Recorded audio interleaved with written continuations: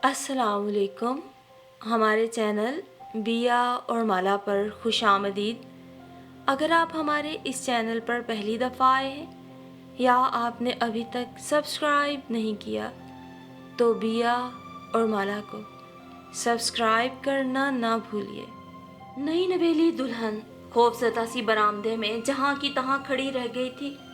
चंद लम्हे पहले अपने शोहर के हाथों जो इज्जत अफजाई हुई थी वो उसके वहमो गुमान में भी ना थी।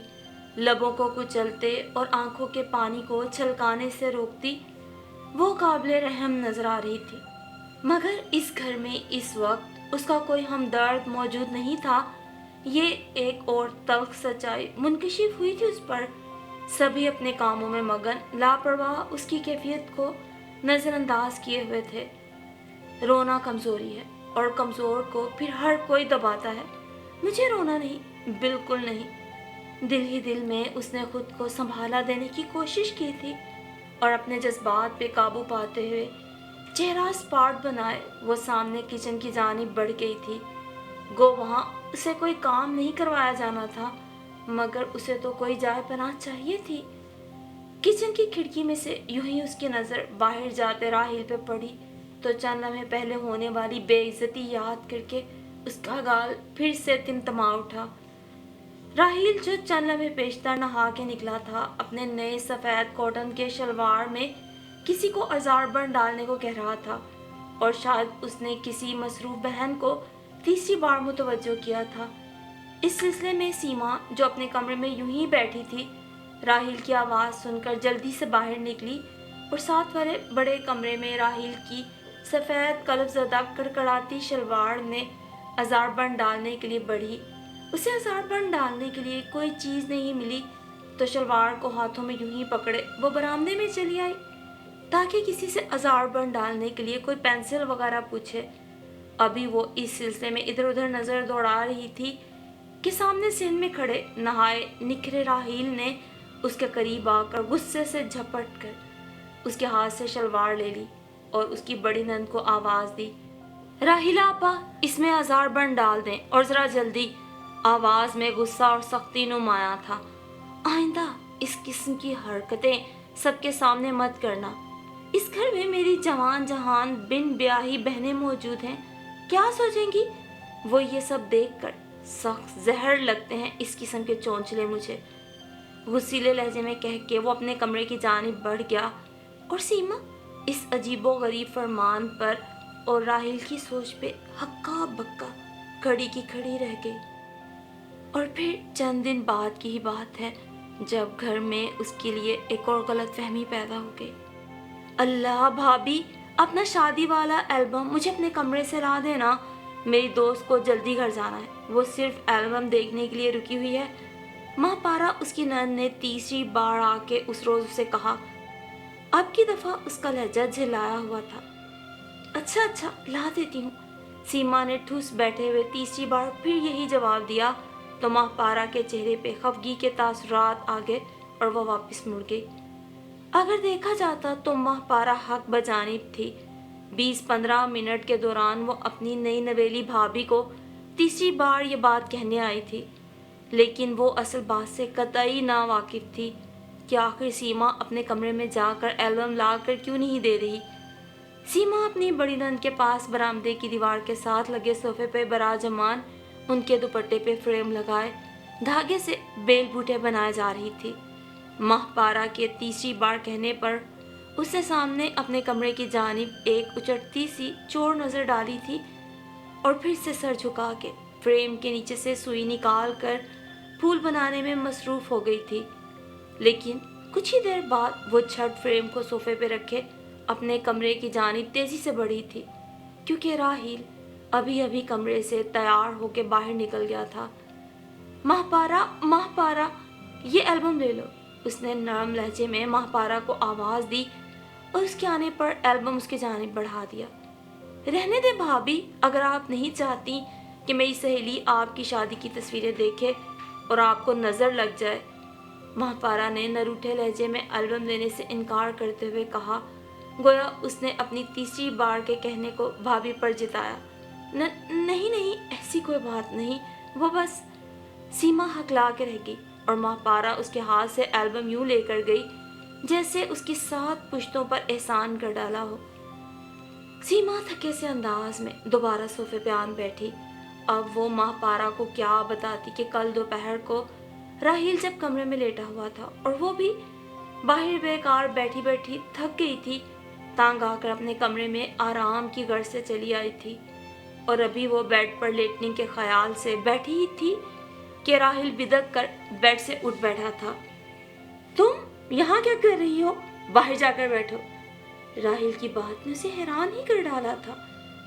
جی میں آرام۔ وہ صحیح طرح سے اپنی بات بھی بیان نہ کر پائی تھی۔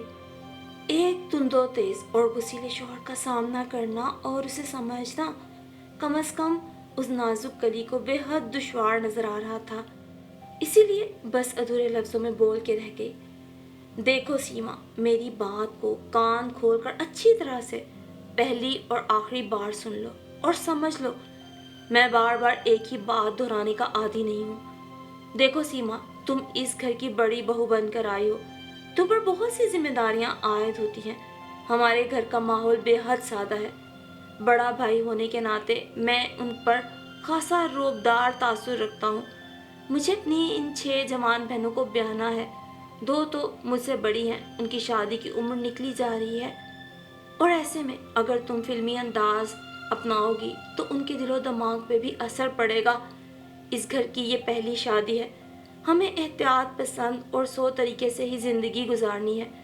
تمہاری یہ باتیں مجھے اپنی اماں اور بہن بھائی کے آگے سخت شرمندہ کر ڈالتی ہیں۔ میری بات کو اچھی طرح سے سمجھ لو کہ میری موجودگی میں دن کے وقت تم بلا وجہ کمرے میں نہیں آؤ گی۔ نہ جانے وہ سب دیکھ کر کیا اخذ کریں۔ اگر بڑا بھائی ہی یوں بے شرمی اور بے حیائی کا مظاہرہ کرے گا تو باقی بہن بھائی تو اس کے روب میں نہیں رہیں گے نا، اور باہر بھی بلا وجہ مجھے مخاطب کرنے کی ضرورت نہیں۔ اپنے انداز اور رویے میں سنجیدگی اور سوبر پن لاؤ تاکہ تم واقعی اس گھر کی بڑی بہو کہلانے کی اہل ثابت ہو سکو۔ اور ہاں، اماں بھی اکیلے میں مجھ سے شکایت کر رہی تھیں کہ روز صبح 3-4 بجے مجھے تم لوگوں کا دروازہ کھٹکھٹانا پڑتا ہے اور بہو کو جگانا پڑتا ہے۔ بہو سے کہو بنا دستک کے ہی 4-5 بجے اٹھ جایا کرے، اور باقی گھر والوں کے اٹھنے سے پیشتر تم کو تیار شیار ہو کے کمرے سے باہر ہونا چاہیے، سمجھی؟ اب جاؤ، تم اس وقت اپنی نندوں کے پاس کمرے میں چلی جاؤ، اماں کے پاس چلی جاؤ، ان کے ساتھ اچھا اور دوستانہ رویہ اپناؤ گی۔ میں بھی یہیں اسی گھر میں رہوں گا، کہیں بھاگا نہیں جا رہا جو میرے آگے پیچھے گھومتی رہتی ہو۔ اور ہاں، یہ بھڑکیلے کپڑے اور میک اپ روزانہ نہ کرنے بیٹھ جایا کرو، کچھ تو عقل سے کام لو۔ اب جاؤ جلدی سے باہر۔ راہیل نے سیما کو اچھا خاصا لیکچر دیتے ہوئے اپنے نام نہاد اصولوں سے آگاہ کرتے ہوئے سنجیدگی سے کہا، اور سیما دھواں دھواں ہوتا چہرہ لیے برآمدے میں صوفے پر آن بیٹھی۔ اس وقت وہ جس کیفیت میں تھی کسی کا سامنا ہرگز نہ کر پاتی۔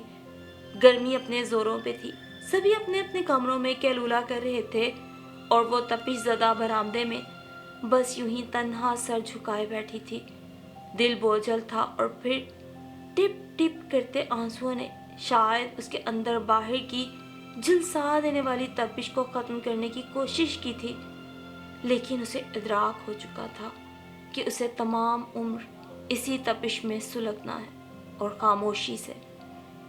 یہ تو کیا کہہ رہی ہے سیما؟ حواسوں میں تو ہے؟ انہوں نے حیرت اور دکھ کے ملے جلے تاثرات کے ساتھ پوچھا۔ ایک پل کو انہیں سیما کی دماغی حالت پہ شک گزرا تھا۔ جو کہہ رہی ہوں ٹھیک کہہ رہی ہوں، حد ہوتی ہے کسی بات کی، میرا وہاں گزارا نہیں۔ شوہر غصیلا ہو تو بھی بیوی برداشت کر جاتی ہے، سمجھوتا کر لیتی ہے، مگر وہ تو اپنی غصیلی طبیعت کی وجہ سے ہر وقت اپنے گھر والوں کے سامنے میری بے عزتی کرنے کو تیار رہتا ہے۔ عجیب و غریب قسم کے اصول اور باتیں اس کی۔ میں اس کی بیوی ہوں، اس کی محبت میں میرا حق ہے۔ عورت تو یوں بھی ہر پل محبت کی طلبگار ہوتی ہے۔ آپ ہی بتائیں، اگر میاں بیوی کا تعلق پاکیزہ بندھن بے حیائی کا تعلق ہے تو پھر شادی کیوں؟ ہر وقت اسے اپنی 6 جوان بہنوں، ماں باپ اور بھائی کا خیال سوار رہتا ہے۔ کہتا ہے سب کے سامنے مجھے کھانا لا کر مت دو، سب کے سامنے میرے کپڑے مت نکالو، इस्त्री मत करो, दिन के वक्त मेरी मौजूदगी में कमरे में मत आओ, और कल जो उसे सबके सामने रुस्वा किया है, इस बेइज्जती को भुलाना चाहूँ भी तो भुला नहीं सकती। बड़ी मुश्किल से वहाँ ये वक्त काटा है, इतनी जिल्लत, जी चाहा था कि मर ही जाऊँ। चंद दिन हुए हैं मेरी शादी को और मैं उस अजीबोगरीब माहौल से उकता गई हूँ। मेरी हमदर्दी में कोई एक बोल नहीं बोलता, कोई उसे समझाता नहीं कि वो बिला वजह मुझे जलील कर रहा है। लगता है सब उसके रवैये में शामिल है। मुझसे नहीं बर्दाश्त होती रोज़ की जिल्लत। हक पे होते हुए भी मुझे जलील कर दिया जाता है। बस मैंने कह दिया है, अब मैं उस घर नहीं जाऊंगी। सीमा तो गोया फट ही पड़ी थी और डबडबाई आंखों से अपनी माँ के सामने हाले दिल खोल के रख दिया था। एक हफ्ते बाद वो अपने मेके आई थी, वो भी अपने देवर के साथ। हालांकि राहिल ने ऑफिस से 15 दिन की छुट्टियां ले रखी थी, जो वो सारा दिन दोस्तों में जाके गुजारता था, और अब भी वो अपने किसी दोस्त की जानिब निकल गया था उसे मेके लेकर आने की बजाय। और इसकी वजह सीमा की सास भी थी, जिसने उसे मेके आने जाने की इजाज़त इसी बिना पर दी थी कि वो खलील के साथ चली जाए। भला शोहर के साथ यूं बनी संवरी जाती वो अच्छी लगेगी? सब क्या सोचेंगे?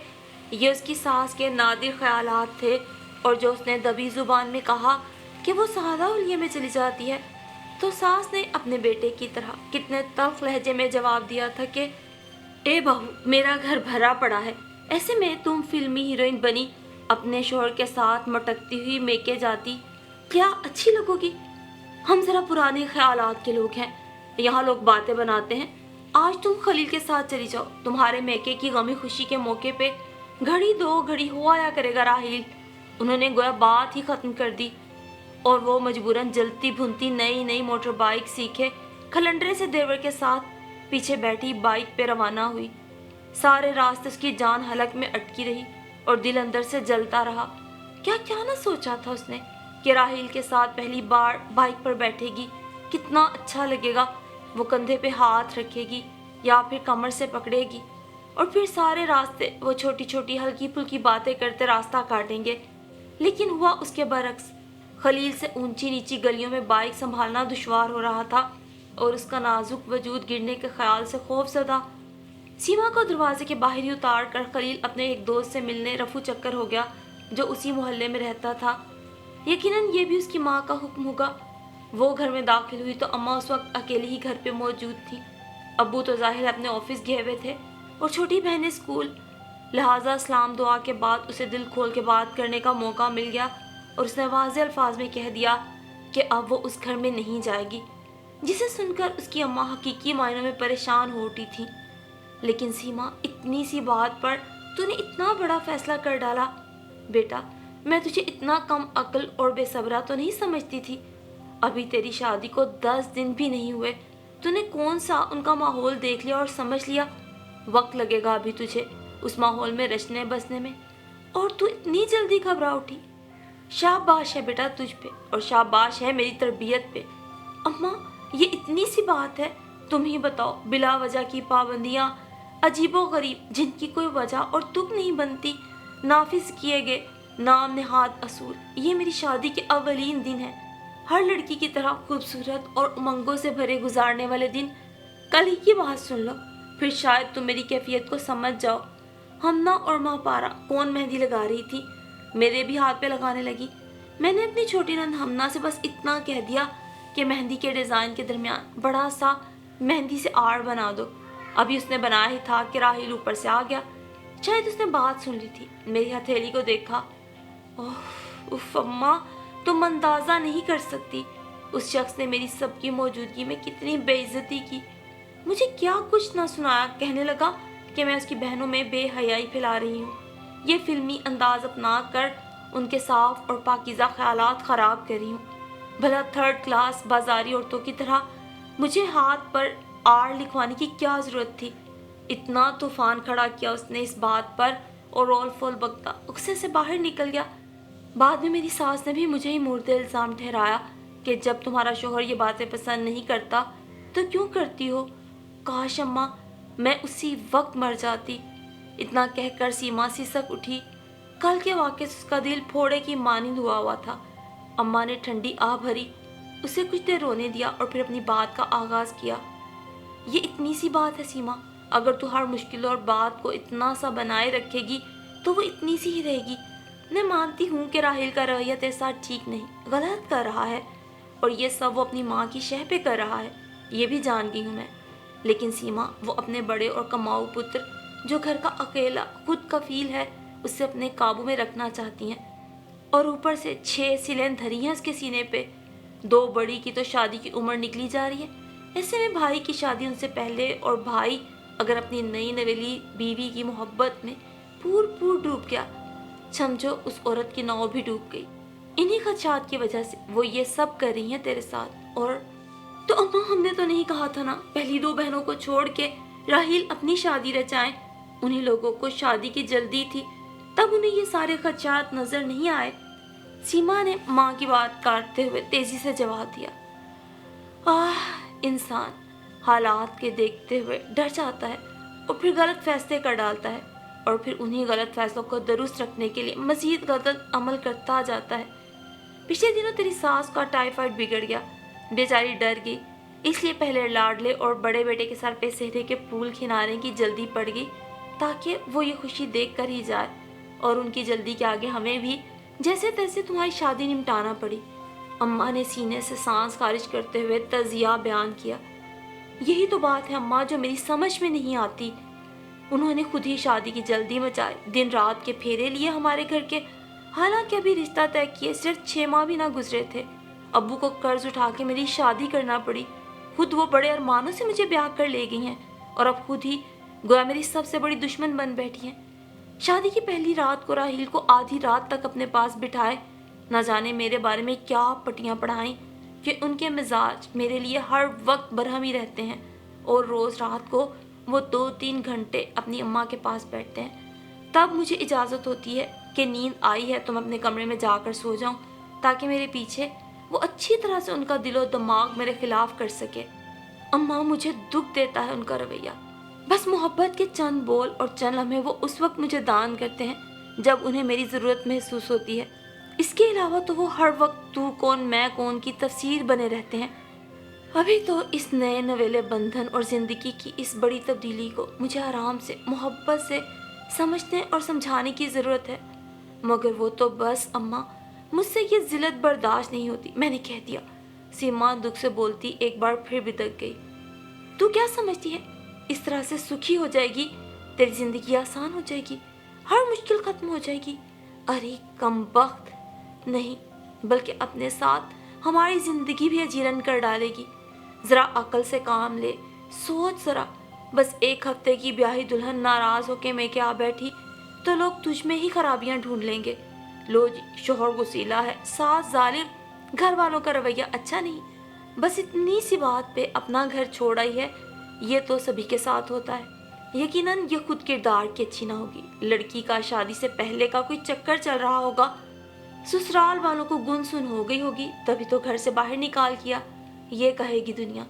तब बताना सबको यही बातें, देना अपने बारे में सफाइयाँ, कोई तेरी बात पे यकीन नहीं करेगा। बड़ी 2 बहनों का ससुराल में जीना हराम, छोटी दोनों के रिश्ते आना बंद, ये अंजाम होगा तेरा। उनके रवैयों को बर्दाश्त करने से बाप जो एक मामूली सरकारी मुलाजिम है वक्त से पहले बूढ़ा हो जाएगा। हमारा क्या, अपना भी बोझ ना उठा पाएगी, ये चाहती है तू? और अपने बारे में भी सोच, तेरी जिंदगी क्या होगी? तलाक दे दी उन्होंने तो भी मुतल्लका को कौन ब्याहने आएगा, और अगर जिद में आकर तमाम उम्र अपने नाम पे बिठा छोड़ा तो भी नामुकम्मल और बेसकून जिंदगी जिएगी।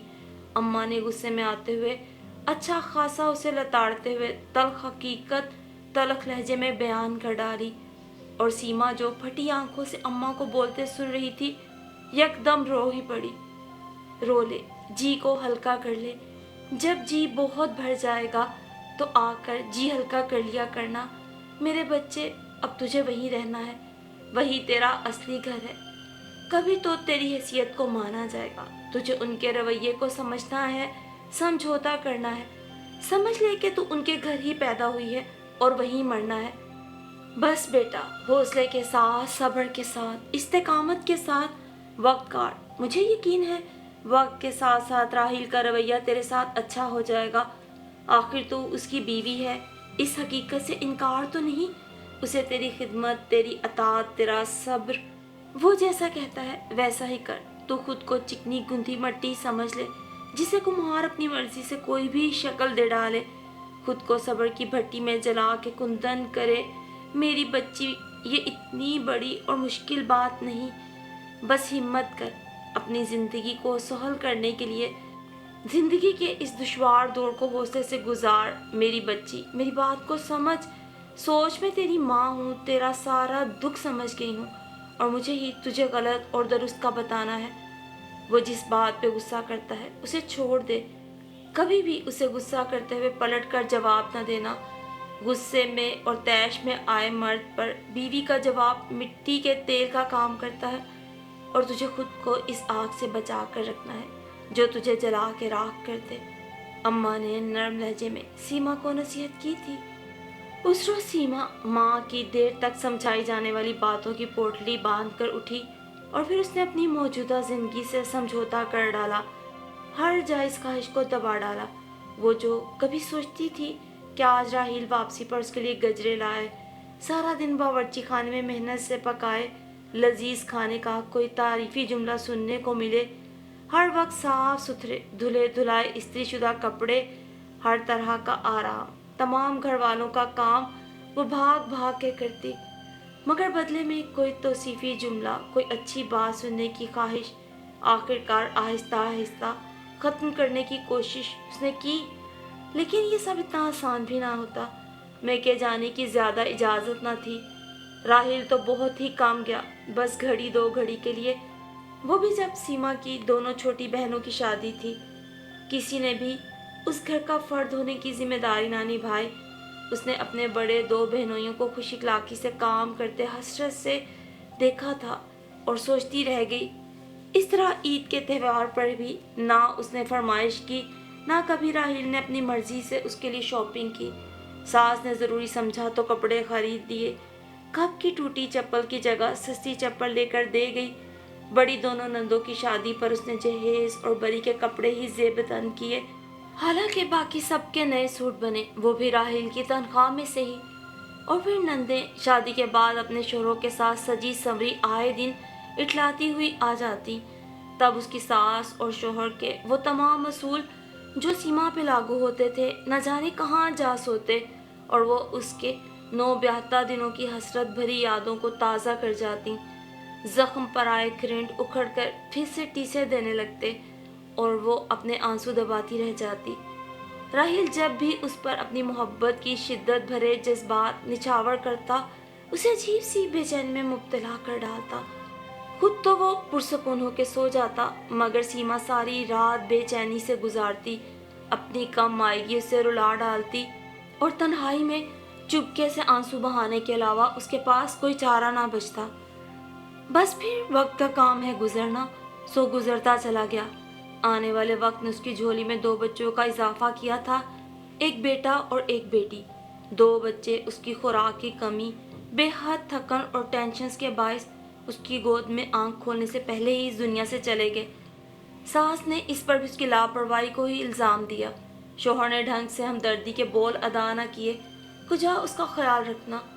وہ یہ سب سہتی چلی گئی۔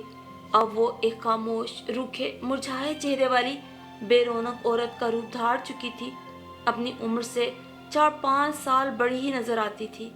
اور پھر انہی گزرتے ماہ سال میں خلیل کے چھوٹے بھائی جبران کی بھی شادی ہو گئی۔ اس کی نئی نویلی بیاہتا شیریں اس گھر میں آئی تو جیسے ایک دم کایا ہی پلٹ گئی، کیونکہ سیما کی ساس سریا بیگم کو تو ہمیشہ اپنا ہاتھ اوپر رکھنے کی عادت تھی۔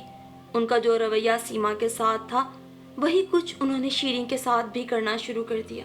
اے بہو، کچھ تو شرم کرو، بھرا پورا گھر ہے، آج تمہاری شادی کو 3 دن ہے اور تم کمرے سے 10 بجے نکل رہی ہو، وہ بھی یوں سجی سمری۔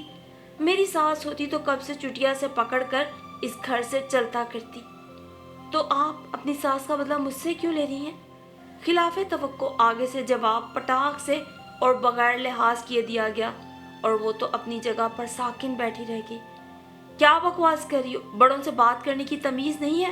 حد ہوتی ہے، 3 دن سے تمہارے لچھن برداشت کر رہی ہوں، बेशर्मों की तरह या तो हर वक्त कमरे में घुसी रहती हो, या फिर मियाँ गलती से कमरे से बाहर निकल आए तो आगे पीछे घूमती रहती हो। बेहयाई की भी कोई हद होती है। लगता है तुम्हारे मियाँ ने तुम्हें ढंग से इस घर के असूल समझाए नहीं, हालांकि मैंने पहले ही दिन उसे सब कुछ समझा दिया था। या फिर तुम खुद ही काफी ढीठ वाक़या हुई हो। जो भी है, अभी सबके सामने सीधा करवाती हूँ। जब मियाँ जूते की मार लगाएगा ना, तो सारा खन्नास दिमाग से निकल जाएगा। वो तो आग बगोला हो गई थी। बहू की इतनी जुर्रत, ना सिर्फ तड़क कर जवाब दिया बल्कि बिला खौफ अपनी जगह पे जमी खड़ी थी। अम्मा, कैसी बातें कर रही हैं आप? नई नवेली दुल्हन का नया नवेला शौहर नहा कर निकला और माँ को अपनी बीवी पर यूं चिल्लाते देखकर पास आके नागवार लहजे में मुदाखलत की। कैसी बात कर रही हूँ? नामुराद, क्या तुझे घर के तौर तरीकों की खबर नहीं? भरा पूरा घर और यूं खुल्लम खुल्ला बेशर्मी के ये अंदाज। बेशर्म लड़की, दीदों का पानी मर गया। कोई दीदों का पानी नहीं मरा। मैंने ऑफिस से 10 दिन की छुट्टी इसलिए नहीं ली कि अपनी शादी के शुरू के दिन आपके बेजा असूलों की भीड़ चढ़ा दूं। ये एक शरई और पाकीज़ा रिश्ता है। आप चाहती हैं कि मैं छुट्टी के ये दिन सारा वक्त बाहर दोस्तों में गुजारूं और बीवी खामखा घर बैठी मेरे इंतजार की अजियत में मुब्तला रहे। शादी हुई है, सबके सामने मैंने इससे ताल्लुक कायम किया है। इसे मुझसे बात करने की जरूरत ना हो। अम्मा, वो यहाँ मेरी बीवी की हैसियत से आई हुई है, कोई काले पानी की सजा काटने नहीं। और आपको लगता है कि मैं ये सब इसलिए करूं कि इसे अपने और आपके रोब में रख सकूं? वो तमाम उम्र बेदिली से रहे, मेरे आगे सर उठाने की जरूरत ना करे, लेकिन ये सब करके मुझे बदले में क्या मिलेगा? बेसकूनी, बेरौनकी, अधूरी खुशी के अलावा। जब तक मैं इसे अपना शरीक हयात, दुख सुख का साथी नहीं समझूंगा, ये एक मुकम्मल और आसूदा जिंदगी कैसे गुजार सकती है? जोरू का गुलाम बनकर तो बड़ी सुख भरी जिंदगी हो जाएगी ना तेरी। अम्मा ने सामने बोलते बेटे को तलखी से जवाब दिया। अम्मा, मुझे भी किसी बेदाम मुलाजमा की जरूरत नहीं। इन सब बातों की कभी भी मुझे अच्छी तरह समझ ना आती। अगर मैंने भाभी को हमेशा उदास, अफसुर्दा, मुरझाया हुआ ना देखा होता, छुप छुप के आंसू बहाते देखा है मैंने उन्हें। आपने सीमा भाभी के साथ भी यही सब कुछ किया था और भैया ने आपका खूब साथ निभाया। तब मैं छोटा था, कुछ कहने की पोजीशन में ना था, और शायद मुझे ये सब बातें इतनी बुरी ना लगती अगर मैं उन दिनों सेकेंड ईयर की तैयारी करने अख्तर चचा के घर शिफ्ट ना हो जाता। उन्हीं दिनों एहसन भाई की शादी भी हुई थी और वही मुझे एफए की तैयारी करा रहे थे। एहसन भाई की बीवी नगमा भाभी खूब तैयार होती, हंसती, खिलखिलाती, सबको खुश रखती थी। वो सबके सामने एहसन भाई के साथ मिलकर हमारे साथ मज़े की गेम्स खेला करती। उन दोनों का आपस में दोस्तों जैसा प्यार भरा रवैया सभी लोगों को खुश करता। उन्हें देखकर कभी अख्तर चचा या चची ने उन्हें बेशर्म, बेहया के अलकाबात नहीं दिए। काश आपने कभी सीमा भाभी के बारे में सोचा होता। नगमा भाभी खुद मज़े से अपने मेके जाती हैं, एहसन भाई भी उनके साथ जाते हैं। यहाँ हमारी भाभी बेचारी चोरों की तरह मेके जाती हैं। खैर, मैं अपनी बीवी पर ये तमाम असूल लागू नहीं कर सकता। आज हमारी दावत है, कल से हम हनीमून मनाने 5 दिन के लिए मरी रवाना हो जाएंगे। इसमें कोई काबिल एतराज़ बात नहीं जो आप मुझ पर एतराज़ उठाएं। शीरी, नाश्ता कमरे में ही ले आओ। खलील अपने दिल की भड़ास निकाल कर अपने कमरे में चला गया था और शीरीन जो खामोश खड़ी थी, शोहर के हुक्म पे छोटी नंद के हाथों से नाश्ते की ट्रे लेकर एतमाद से अपने कमरे की जानिब बढ़ गई। खलील जब से बरसरे रोजगार हुआ था, उसने शादी की जल्दी मचा रखी थी और जिस फर्म में वो काम करता था, शीरीन भी उसी जगह काम करती थी। पसंद बहुत जल्द मोहब्बत में ढल गई। शीरीन हर लिहाज से उसकी आइडियल हस्ती थी, लेकिन उसने इस बात की भुनक घर नहीं पड़ने दी। वो अपनी माँ और बहनों की फितरत से बाखूबी आगाह था। इस सिलसिले में उसने अख्तर चचा को इन्वॉल्व किया था और सुरैया जो अभी तक ये समझी थी कि ये रिश्ता महज अख्तर चचा के तवस्सुत से हुआ है, आप हैरान बैठी हुई थी। बेटे के अंदाजे गुफ्तगू ने बहुत कुछ समझा दिया और बावर करा दिया था। और दूसरी तरफ राहिल, जो खलील के यूं माँ के सामने ऊंचा बोलने पर गुस्से में अपने कमरे से बाहर आकर उसे डांट फिटकार करने वाला था, कि उसके मुंह से अपना जिक्र सुनकर जहां का तहां खड़ा रह गया था। खलील को खबर न थी कि राहिल ने आज ऑफिस से तबीयत की नासाजी की वजह से छुट्टी कर रखी है, वरना शायद वो यूं बेलाग बड़े बारोब भाई पर तबसरा करने की जुर्रत न कर पाता। राहिल अपनी जगह पर बैठा रह गया था खलील ने ये सब क्या कहा था? क्या वो सही कह रहा था या फिर गलत? और रही सीमा, वो तो अव्वल रोज से ही खामोश तमाशाई थी। इस सारे मंजर से उसे कुछ फर्क नहीं पड़ता था। उसकी सास वावेला मचा मचा कर शीरीं को जादूगरनी डाइन के खिताबात से नवाज रही थी, कोसने दे रही थी, तस्वे बहा रही थी। क्या फर्क पड़ता था कि इस घर में फरसुदा बेजा असूल का खात्मा हो गया था? क्या फर्क पड़ता था कि खलील ने एक वसीला जाबर और बीवी को दबा के रखने वाली सोच का हामी बनने से इनकार कर दिया था? क्या फर्क पड़ता था कि शीरीं को इस घर में पूरे मालिकाना हकूक हासिल हो गए? वो अपने शोहर की शह पर कैसे तमाश उसके पीछे कमरे में चली गई थी, किसी की भी परवाह किए बगैर। हाँ, फर्क पड़ता था तो उसे अपने बच्चों को देखकर एक बार फिर सीमा का कलेजा कटा था। इस माहौल से कितने डरे सहमे वो सतून के साथ लगे खड़े थे। उसने हमेशा अपने बच्चों के चेहरों पे डर उदासी के साए मुंडलाते देखे थे, जो उसके लिए बेहद तकलीफदेह होते थे। वो तड़प कर उनकी जानिब बढ़ी थी और अपने दोनों बच्चों को अपने साथ लगाए किचन की जानिब बढ़ गई थी। आज उसकी सभी ब्याही नंदे बच्चों समेत वारिद हो रही थी। दोपहर के खाने की तैयारी का मेन्यू काफ़ी बड़ा था। थकन अभी से सवा होने लगी थी। ठंडी सांस सीने से खारिज करती वो हर एक की फरमाइश को जहन में दोहराती आगे बढ़ी थी, जब ज़मीन ने उसके कदम जकड़ लिए थे।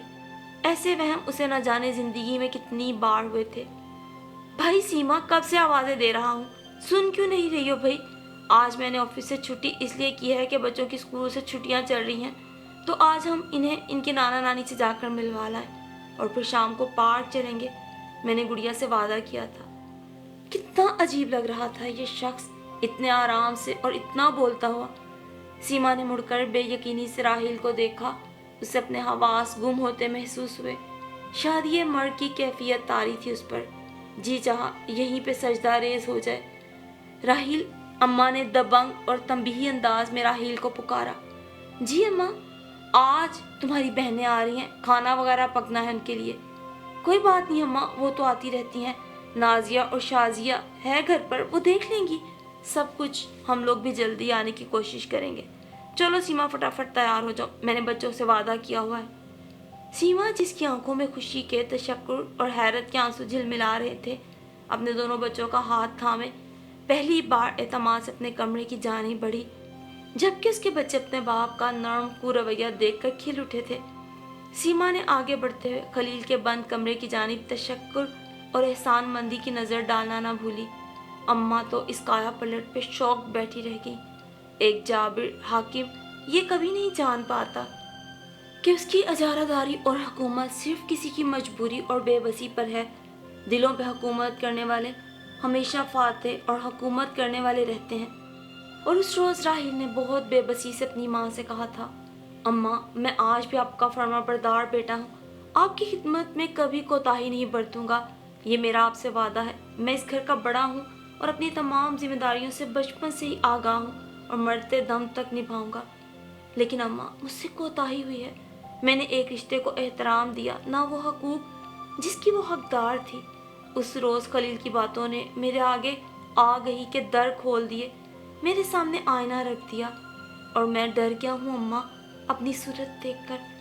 अम्मा, मुझे आज इल्म हुआ है कि बीवी बच्चों को रोब में रखने के बावजूद मैं खुश क्यों नहीं, सुकून क्यों नहीं मेरी ज़िंदगी में। इतनी रूखी फीकी बेमायनी सी क्यों है मेरी ज़िंदगी।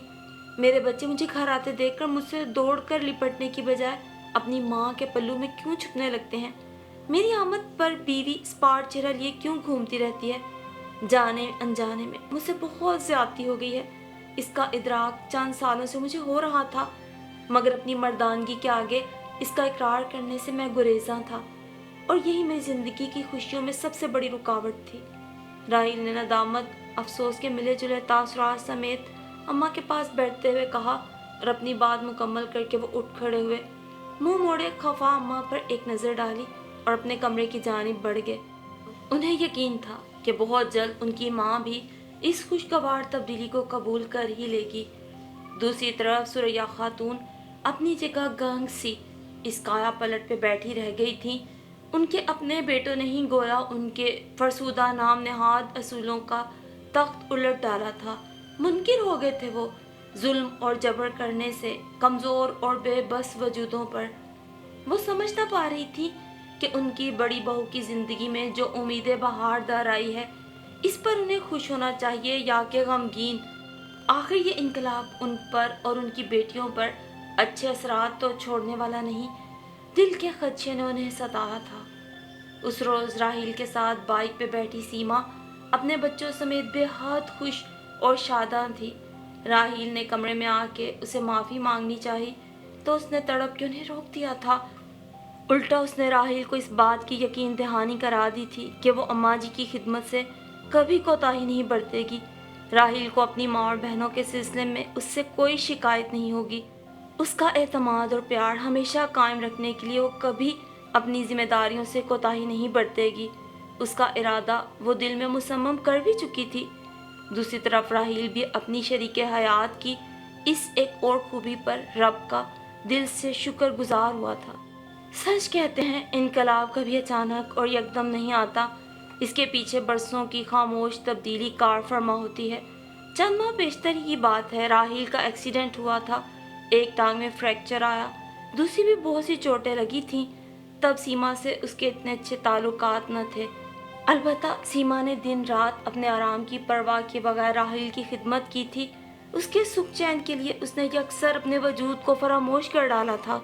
تب راحیل پٹیوں میں جکڑا اس خاموش خدمت کی صورت کو دیکھتا رہتا تھا اور اسے زندگی میں پہلی دفعہ احساس ہونے لگا تھا کہ میاں بیوی کا یہ رشتہ کتنا محترم، معتبر اور ایک دوسرے کو چاہے جانے، ایک دوسرے کا خیال رکھنے والا ہے۔